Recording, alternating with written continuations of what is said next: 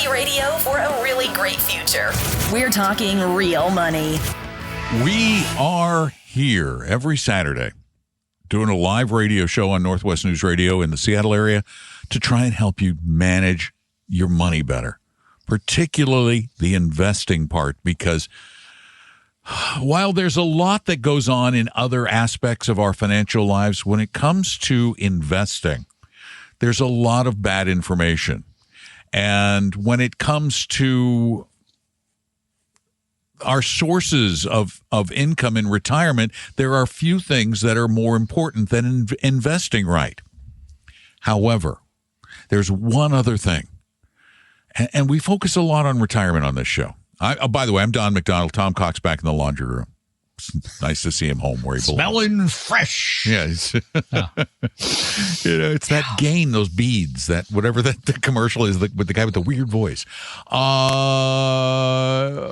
was I going? Oh, okay. Weirder. The other thing, the retirement thing that many of us, like half the country, relies on in retirement. What is that retirement income source on which we all rely? It's called Social Security. And Social only for the last 100 years, basically. Yeah. Well, 90. Yeah. Yeah.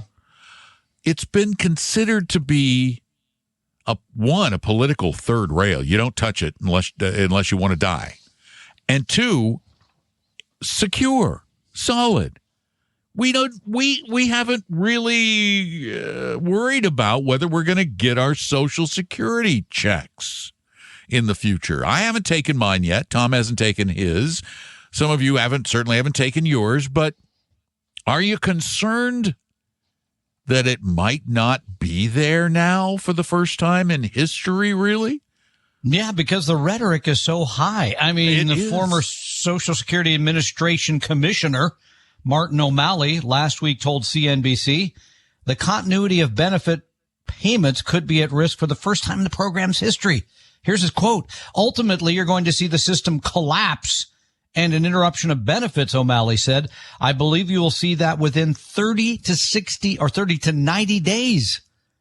That's pretty soon. I mean, that's kind of scary when you hear these things. All right. Patty Murray, senator from the great state of Washington, said without adequate staff at the agency, there will be people who can't get their benefits, period.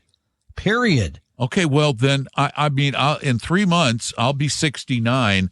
I guess I'm taking it early, huh? Well, that's okay. Thank you, because that's when I hear these things and people ask me. Because I was waiting until 70. Right. Should I just go ahead and get my money now? Because if it's going to be gone, if I'm not going to get it. And this goes back, obviously, to the greater discussion of federal employment and our agencies overstaffed and should we be cutting? We're not getting into that. No way. We ain't touching that one. Not going to happen. You bumped into it a little. I know, a little bit. But what we're talking about is you and your benefit, because for most people, if you're doing retirement planning, most people, you're going to want to wait on Social Security as long as you can. Because remember, Social Security buys you, each year you wait, about 8% raise a year. There is no investment we know of that gives you a guaranteed, basically 8% a year. None. And if they're offering that, not any, turn and run the other way. None. No. And those who are reacting to this are making emotional decisions about their money. And you know that we tell you on a regular basis, do not let your emotions get between you and your money, because bad decisions happen. So yeah, this is disturbing. It's not changing anything about the way that the advice that I provide is not changing anything about the way that I'm waiting till 70 to claim, nor you, Don. So, but you got to figure out how to tune it out and how to realize that, yes, staffing and politics and all that stuff might make you worry, but I still would be the guy saying delay on that Social Security as long as you possibly can. But what about, though? I mean, is there a legitimate reason to be concerned about anything about it? I mean, really, there is. There's two. There's number one is I think what the senator's referring to is if you cut staffing enough, how hard is it going to be to get your benefit? That's one. And then, of course, the other aspect of the fund is pay as you go is going to be taking in less than it's going to be paying out in whatever 8 or 9 years. Those are legitimate concerns. Yes. 855-935-8255. Give us a call, and we'll talk about your retirement and future. Tom and Don are talking real money. Your guides to a really great financial future. Tom and Don are talking real money.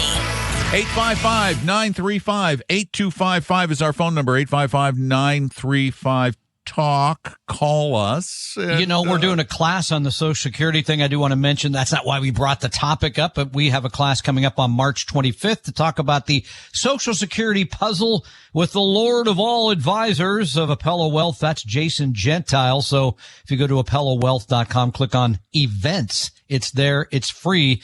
And will help you look at the rational decision you should make about this so critical benefit. I mean, it makes up today, Don, about 2/3 of retirees' income. Do you think you should do that lightly or based on recent, discussions, political, otherwise? No, absolutely 100% not. No way. And just to put things in a more personal perspective, I went and I looked at mine. Now, I'm nearing the max. I'm not there yet, but I'm pretty close. The maximum benefits you can get. And I looked at taking mine this summer when I turned 69 versus taking it next summer when I turned 70. The benefit for those 12 months, if I invested it at like 5%, would be worth $50,000 next year. Yeah. Okay. If I then just used that to pay me income, I would break even in 9 years. So if I live until past 79, I'm still better off waiting. I'm better off waiting for just Wait, you're going to be 70 then? Are you still going to have somebody help you hold the microphone to do the show or something? Or? No, I have a very expensive mic arm that holds it for me. Or hold you in your seat there? Or how does that work exactly? I have a very fancy chair that's just checking. 15 years old. This chair is really old. It's the longest relationship you've had. It is an old chair. 855-935-TALK is our phone number. Give us a call. We'd love to help you manage money better and make for a better future. Let's go out to New York. Jim, welcome to Talking Real Money. Hi, guys. Thanks for taking my call. Real quick question. My son's 23 years old, finished college, just starting out. I've been talking to him about investing finance over the years, and the thing that finally hooked him, I think, is a compound interest curve of all things, showing him that and what the next 40 years could look like. If you guys could go back and we're both 23, how would you allocate your money first starting out? I'm talking like emergency funds, short-term money, long-term money. If you could go back to 23 and reallocate and have a do-over, how would you allocate your funds? I was going to call my ex-wife to see what other kind of do-over I could get. It's actually a really good question. No, that's a really good question. Yeah, okay, so wait a minute. How old a person? We're talking 23. 23. Yep. Living on their own, right? Correct. Okay, so emergency money does factor in this scenario. I think that should be first. You got to have that so that you don't have to touch the good stuff later. So that is I'd want to do number one priority. 6 months of that before I even got into any investing at all. Period. Yep, no IRAs. The only way I do a 401k if I got a match. Yep. Otherwise, I would make sure I had that emergency money first because you want your retirement funds, and that's where the bulk of the money will go after, to be untouchable. Yeah, and just recently we read that 4% of people in 401ks are hauling it out to pay the bills. You don't want to be in that position. Horrible. No, because not only do you pay the taxes, but you get hit with a penalty too, or you can't. Under 59.5. So that would be first. I'd say 6 months of that. Mm-hmm. I agree with Don that then I would then do the 401k, especially at least up to the match. Then you get into the argument about whether or not it makes more sense to do that employer plan or to do a Roth IRA outside of work. Now, here's the thing that we know, again, going back to 23, had it all been more automated for me at 23, I'd have a lot more money today than I do. We both would. because it comes out of your my check, early 401ks, I had to say, okay, take this much out. Yep. And when you're young and you're just barely getting by, well, taking any out feels bad. But if you're getting a match, you're going to take that. You're dumb if you don't take that because that's free money. Yeah. I mean, I know when I worked for Sears in my teens, I put enough away to get the match. It wasn't a big match, but it was a match. So do that first. Then after that, if I still could afford it, I would do the Roth IRA. Now, you could do the Roth 401k if he has that option at work, which most plans now do. I would do that. I would do all Roth all the time because when you're young, you're in a low bracket generally. And in terms of the investments, of course, the emergency money would just be in high yield savings. Which is still paying 4%. Nothing wrong with that, today's world. For the Roths, the IRAs, and the 401ks, in my 20s, but nothing great was available to us when we were in our 20s. They were loaded, expensive funds. But these days, you can get into the Avantis Total World, the the Dimensional Funds Total World Fund, ETFs, and you can stand the volatility. As a matter of fact, when you're young, you want the market to go down every year. Buying more shares at a cheaper price. Does that answer your question, Jim? Yes, it does. The one thing I'm missing with him is if he's starting to save to buy a house, I do like the ideas of a CD ladder, like that you guys talk about before. Something that's 5-7 years out where I know the money's going to be there for him. I get the emergency short-term savings, and he's good with the 401k for long-term. The 5 to 7 year window, I kind of like the idea of CD ladders. What do you CD ladders or a very, very, very well diversified bond fund that just won't fluctuate that much. It's very unique to have a bond fund, an intermediate term bond fund, fluctuate much. It doesn't happen very often. It's very rare. The other thing I would strongly advise in your 20s, I know it feels like you want to own a house. Life changes so dramatically and so quickly. Not from the perspective of a 23-year-old. It seems slow as the hills.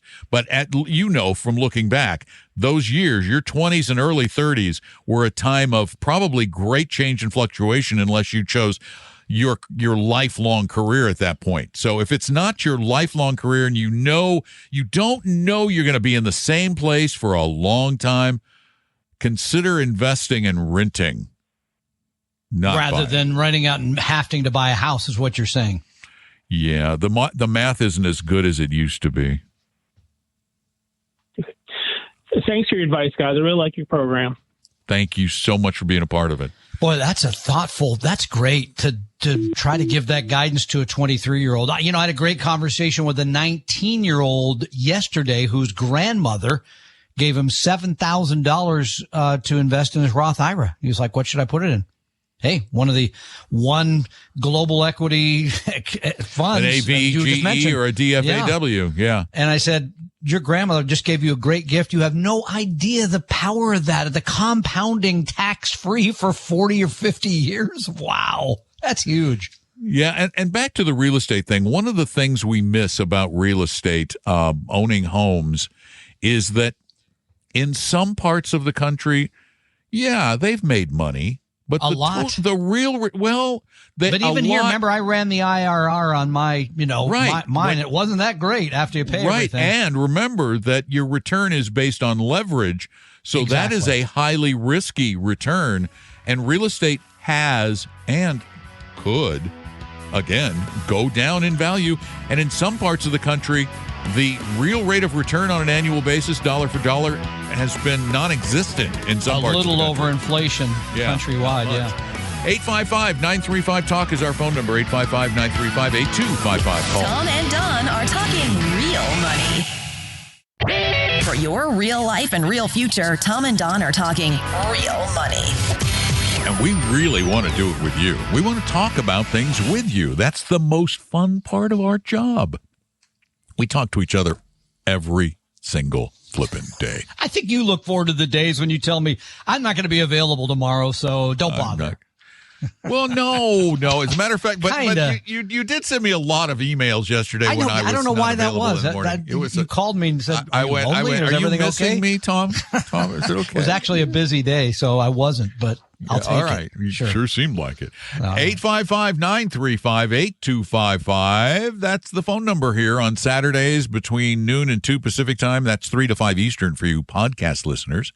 And you can also send us your questions at talkingrealmoney.com using the little button up in the corner that says contact us. Like this question that Tom has came that way. Yeah, Andrew writes us from Bremerton. I have a $700,000 whole life policy with a cash balance of $60,000.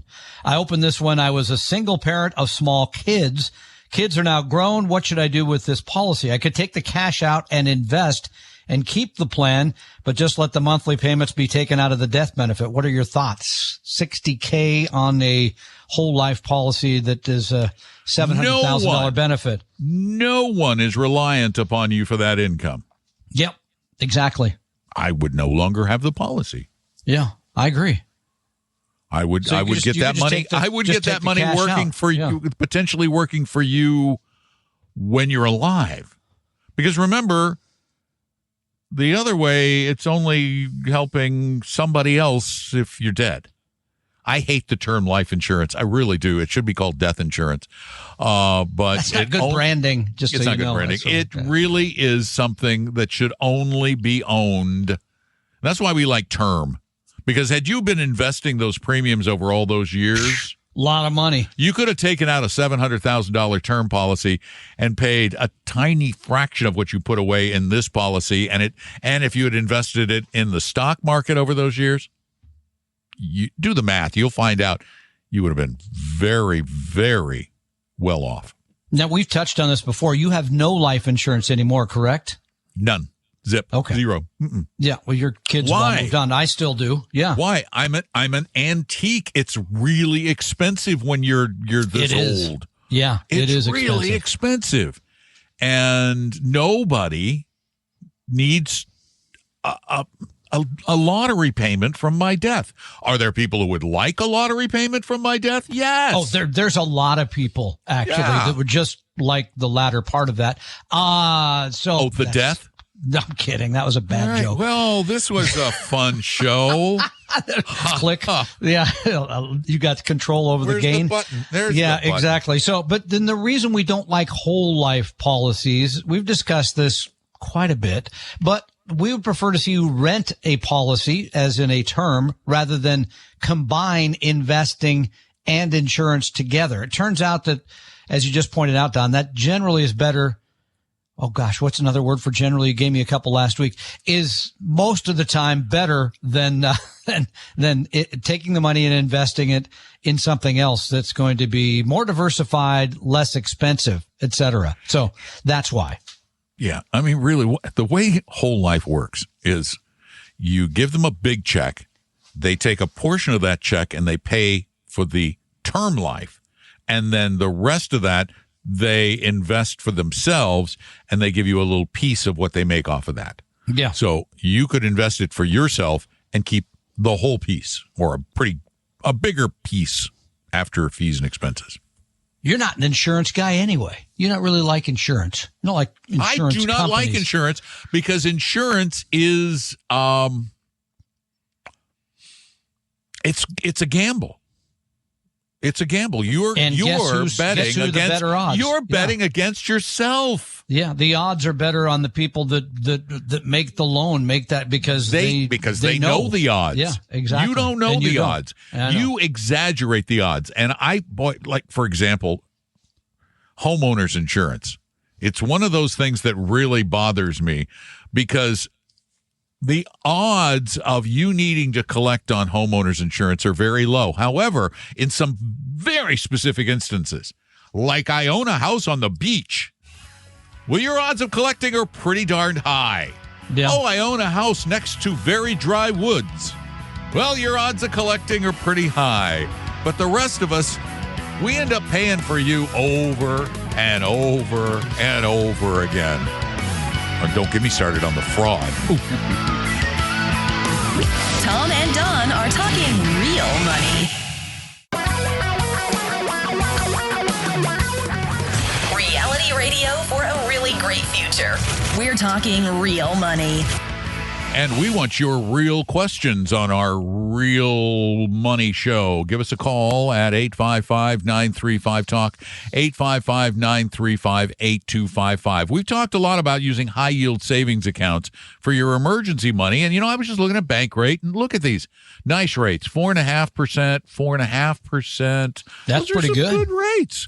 But wait. We need to make sure we contrast that with major banks. If you don't pay any attention, and you're at Bank of America, you're making 0.0. Well, let's look. Let's get the latest rate from Bank of America. Sure it's updated. 0.01%. Yeah. So pay attention. Wait. Oh my gosh. Wait. If I live in Michigan, oh, how can this be so, Tom? I can get 10% at Community Financial Credit Union. Do you have to go there? I don't know. It says I can get 10% on my money at Community Financial Credit Union. I have to be a Michigan resident. Michigan. Oh, okay. And so why would I not get that? I'm trying to think that through. I'm just guessing that because I think we mentioned the word recently, gimmick is involved somehow. Catch. Yes. They'll give you a 10% APY, annual percentage yield, on the first $1,000. And then after that? Wait a minute, that's $10. Yeah, that's $10. A $10 bill for a year. Mm-hmm. After that, they'll give you 10 times what Bank of America gives you. Or 0.1. Not 0.01, 0.1. Yeah, they're not the only ones holding out those kind of silly. So wait a minute. So they're going to give you, if you have $2,000, they're going to give you $10.10. That sounds right. $10.10. Yeah, that's correct. Mm-hmm. So, if you have $10,000, they're going to give you $10.90. Okay, but there's some regular deals out there that Bankrate has without the silliness, right? The high yield you mentioned earlier that actually are paying 4+%. Yes, they tend to be little specialty banks. I've been with Bread Savings for years now. I have my high yield savings at Bread. And your interest rate is rising? Sorry. Yeah. Well, no, actually it's falling. The bread. Okay. Apparently they didn't use enough yeast or something, or it was old yeast, because now it's 4.4, but that's still good. It is good. The 4.5 is about the highest. Yeah, the average, it says, is 0.41, which is pretty low when you consider where the world is in terms of the cost of money. That's not a very good deal. But way better than Bank of America, I guess. If you're just not paying attention. Chase is 0.01 also. But you have to be careful because there's an article in MarketWatch talking about some of these gimmicky high yield rates. One of the things you want to check is how much of that money is going to earn that high rate. Remember, with FDIC insurance, you're insured up to $250,000. Yeah. But you got to make sure they're going to pay you on all of the money that's there, because this list from MarketWatch was shocking. I mean, there were a bunch of banks promising 5.5, 6, 6.5, 10. And we've had this before where, remember, the counts sometimes are titled very similarly. Remember? Like the high yield, blah, blah, blah, and then they added a word. Well, that one only pays 0.1. You had to make sure you asked for the other one to make sure you get the 10%. Absolutely. We ran into that at our bank for our homeowners association, where we were making 0.03. But if we asked them for the preferred plan, the money market preferred, then it was 3.5. You want to be in the program that makes money. You got to ask for that. Right. You got to ask for the extra money. So ridiculous. You need to be very careful. And I hate to say this, you got to be very careful about everything these days, because there's so much gimmickry as opposed to outright scams. And there are so many scams, outright scams, but there's just a lot of obfuscation but a couple general rules. It literally makes no sense, because many of us bank with large national banks, right? Right, Bank because you want access Chase. to your money anywhere. Correct. You want, But it makes no sense to leave your savings there. You should have the savings somewhere else. High yield savings accounts, good. Yep. They're FDIC insured, easy to access, easy to set up. So that does make sense. I leave several $1,000s in my checking account at Bank of America, and otherwise I keep an eye on it. If it runs low, I just fund it from my bread account. It takes 2 days. 855-935-TALK. Give us a call. Tom and Don are talking real money. Your guides to a really great financial future. Tom and Don are talking real money. Yeah, our phone number is 855-935-TALK, so you can call us, as so few have today. Very few have called us today. You got a nasty gram for complaining that people write questions in instead of recording them. I didn't send it to you. Yeah. She's like, well, we don't want people to know who we are. Well, okay, but if you they're not going to know. I know you give your name and your home base. I mean, I guess you could make it up, but I don't use names on the audio version. I know you don't. You just give the audio. So you don't even have to say your name. I don't care. By the way, maybe there's something to this putting the podcast on YouTube thing. What do we have? Like 9 views so far? 11. Oh, in an hour, dude. Think about our previous. We've got one from 3.5 years ago that has 46 views. 46,000? 46. Like views. 46 as in 46 with no zeros. 4 and a 6. 46. 40. And we even got a comment. Sounds like my chemistry grade. And we even got a comment. Yeah. The procrastive investor says, back in the YouTube game. Hell yeah, guys. Apparently it's just a recording. It's just a recording. You can go to any other place and listen to the recording. Some people go to YouTube, dude. My grandsons love YouTube. I have no idea why. They watch these weird things. They do. They love the weird videos. Yeah, well, we can just get them to listen to these weird guys doing a financial podcast. I'm the one wearing the suit, by the way. He's the one. Views. What's going on fast? While I was speaking, another one came in. That's crazy. I'm telling you, there's something to this. I may be putting them all up. All 1,500 of them. Which is also crazy. Yeah, there are 1,500 of them. And there are people that have heard every one. People are crazy. Do you have any more questions for us that came in through talkingrealmoney.com on the contact form that people typed instead of spoke, because apparently they don't want us to know who they are, but you're going to say their name and where they live, which is more likely they're going to be recognized than if they speak. But what do I know? Go ahead. Yeah, this comes from David in Smyrna, Georgia. See, you said his name and where he's from. I know. So if you're in Smyrna, and you know David, well, he wrote us. So he says, hi, Tom and Don, go Hokies. Oh, apparently a reference to Debbie Virginia McDonald, the Tech. Hokie. Yeah. Yes, I'm a Spokey. Yeah. Why doesn't he say go Blues to Tom, referencing Whitman College? But apparently not. No one even knows what a Whitman is, except a sampler of chocolates. I knew that was coming. Good old Walt Whitman, as somebody once told me. I said, no, it was Marcus Whitman, actually, but that's fine. Your school was named after Walt Whitman? No. I know. No, some guy named Marcus who was not even related, nor was he even related to the chocolate Whitmans. No. All he did was random guy. Missionary who got slaughtered. Yeah. So by the Native Americans. Your school was named by a slaughtered missionary, named after a slaughtered missionary? That's right. Early settler to the Great Northwest. There. No wonder no one goes there. Oh, stop it now. All right. Let's get serious for a moment. How many people went to Whitman? Annually? It has like 1,500 people. It's the same number than when I went there. Smaller than my small school. Smaller than my high school. We prefer selective. Your high school, I believe, let in anyone. There were certain, I think it was qualifications. Yeah. All right, go ahead. What do you got? All right. Been listening to the show for a while. What do you got from Whitman? Oh, no, this is from Virginia Tech. Hokie. David says he recommends the show to many friends.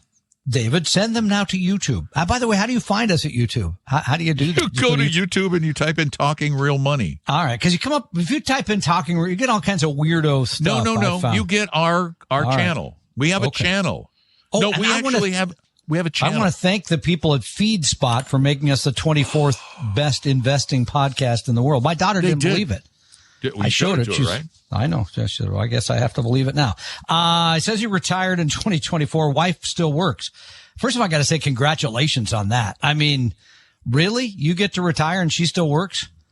All kidding aside, that's not easy. She's going to make $30,000 this year. Her Social Security will be $13,000. But now question, why, if she's working, is she taking Social Security? Because you pay tax on that. Yeah, that's a silly idea. Yeah. All right. We'll also earn $15,000 interest from CDs and money market cash. I hope you're adding all this up. Current projected income in 2025 is about $60,000. Plenty of cash to live on, so don't need to pull or sell anything which might increase our income. Here's the question. Pondering doing a Roth conversion and taking advantage of the long-term, he says, CAPEX cash out. I don't know what that refers to, but we can actually answer the question without knowing that. Apparently, I have a brokerage account that has $80,000 in long-term capital gains. If we keep our adjusted gross income below the 96,700 threshold, there's a lot of numbers. Am I still correct that we'll have to pay zero in capital gains if we sell those assets? In other words, yeah, you have to have a certain amount of income before you pay any capital gains. I didn't know it was $96,700. That sounds high. Let's see. I think that's right. We'll have the $30,000 standard deduction, assuming we can do 50,000 Roth conversion to take advantage of the lower 12% tax rate. Okay, now you've asked two different things. Can you pay with nothing? Because capital gains tax does not go into effect until you have a certain amount of income. That is true. 96,700 for a married couple filing jointly. So he was right about that. If you make less than 96,000, your capital gains rate, as long as your capital gains don't kick you over that 96,000, are zero. Yes. But he has 80,000 in long-term gains. Now, if you wouldn't exercise all those in 1 year, maybe you do that over a couple of years. Yeah. Correct. But if he does a $50,000 Roth conversion and she makes all that money from Social Security at 30,000 from income, there's 43 plus you're going to be over the number. That's the part that I got confused by. So that because the 50,000 Roth conversion, that's the same as income. Everything over 96.7 will then be taxed at 15% if it's a capital gain. So what I'm saying is if he's got 80,000 in capital gains and $100,000 in other income, including the Roth conversion and all that, then he'll pay 15% on the 80,000. Okay, but I got to question a couple of things here, David. First of all, why are we doing a Roth conversion while your wife is still working? Why don't you wait until she's not working anymore? So your income goes down. Well, yeah, that's a good point. I'm just wondering why he's doing a Roth conversion at all if he's already retired. Well, okay, that you could ask that question, but then also, why is she collecting Social Security at $13,000 a year while working as well? That doesn't make sense to me. Well, that sounds like that has already happened, so there's nothing you can do about it. Well, it is, but again, that would be one. I'd be like, okay, but unless it's already started, done. I don't give her like money questioning. back. I don't. Yeah, if she just started. Yeah, you got 6 months, I think. 6 months, right? But it's to me, I don't question water under the bridge. It's like that's already gone. Yeah, but it's okay. But what he's getting at is, and he does have the threshold correct, but all these other numbers I don't think add up to make it work. This is where this kind of question with a lot of numbers is really, really hard without more background, more detail. Yeah. But very simply, it sounds like you're going to pay 15% on some of that gain. I think he is. Yeah. Okay. Then it's time to meet with an accountant or. And isn't Smyrna known for something? Don't they make automobiles there or something? I think you may be right. I think Smyrna, Georgia, like has Ford, I want to say, or something. Or somebody. No, I think it's it's Nissan. Smyrna. Okay. Oh no, that's Smyrna, Tennessee. That's what you're thinking of. Nissan's in Smyrna, Tennessee, not Smyrna. All right, that's close. Smyrna somewhere. I don't know. Tom and Don are talking real money. My dad works in B2B marketing. He came by my school for career day and said he was a big ROAS man. Then he told everyone how much he loved calculating his return on ad spend. My friends still laugh at me to this day. Not everyone gets B2B, but with LinkedIn, you'll be able to reach people who do. Get a $100 credit on your next ad campaign. Go to linkedin.com/results to claim your credit. That's linkedin.com/results. Terms and conditions apply. LinkedIn, the place to be, to be. For your real life and real future, Tom and Don are talking real money. The top manufacturer in Smyrna, Georgia, or top employer, and manufacturer, is Glock. Yeah, that's not who I was thinking of. So, yes, I know who Glock is. You're thinking Smyrna, Tennessee, which is Nissan. All right. Okay. I didn't know there were two. I apologize for that. I didn't mean to offend anyone in either state. Well, there's also a Smyrna in Greece or somewhere, I think. You're really going to look that up, aren't you? The Middle East. It's somewhere in the middle. Yeah, Greece. I was right. It was on the Aegean in Anatolia. And they don't make cars or guns probably in either place. Smyrna was an ancient Greek city. Now it's Izmir, Turkey. Of course. Makes total sense. Thank you for that. It's a very ancient city. Ancient. Important fact. Ancient Did Greek. I mention this is a money show? We're talking about money here. It's all Greek to me. Talking real money. It's all Greek to most of America, actually. Sadly, true. Yes, that is true. Indeed. All right. What are you going to do for the next 2 minutes and I'm going to talk about a couple seconds. of things. I'm going to talk about a couple of things because I've talked to a lot of people this week. And a lot of you are feeling very emotional about recent events. And as you know, we try to tell you, and we're not going to name those events, are we? No, but I will name one thing because some of you, the market. So I just looked. The S&P 500 this year down about 2.5%. Don never knows this stuff because I don't know this stuff because I don't look. Because people call me. But if you bought other types of stocks like international value stocks are up 12. Go figure that. Okay, I thought this was America first. Why would international small cap wait up a minute. 10.5? Haven't we been telling people they need to have international in their portfolio for a while? Yeah. So you got to diversify. You got to get rid of the emotions. And for most of you, you got to know where you are. That's where I was headed. So if you want someone to review your portfolio, we do this free.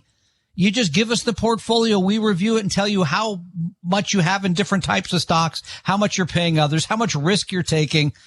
Man, you got to know all those things really at any point in your life. So if you'd like that kind of help, and what I mentioned briefly before was I'm going to do it one-on-one in person in Arizona here in a few weeks, April 14th. One day, only going to meet people there in person. So if you want to do that or have a chat about your money, go to talkingrealmoney.com, click on Meet an Advisor. We'll get you the help you need without, what do you say, sales pressure or without a high pressure sales gimmicks or whatever it is. Yeah, it's high pressure. There's another Smyrna, and it's the third biggest city in this state.